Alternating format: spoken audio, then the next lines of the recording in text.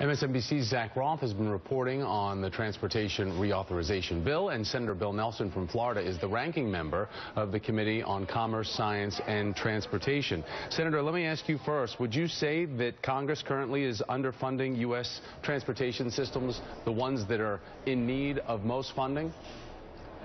Without a doubt. What you had is a major cut in the House. Amtrak needs more money. The House is cutting money, but that's not the only reason.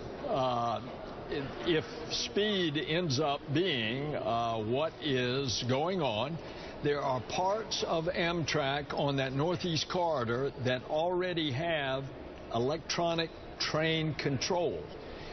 They need to put it on more of the Northeast corridor.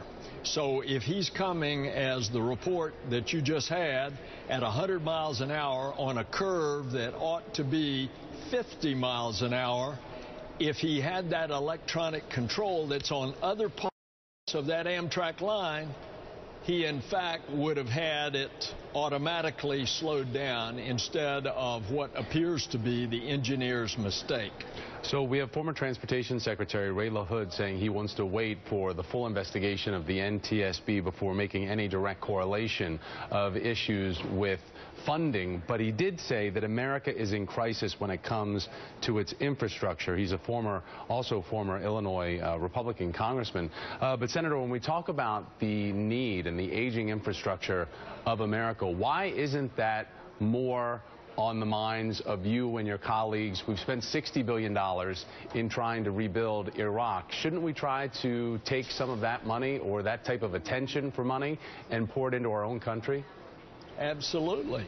And that's what we've been trying for years. You go back when we were in the depths of the recession, the stimulus bill, we tried to get a lot more money into infrastructure, into roads and bridges and railroads, and all of the infrastructure that's falling down.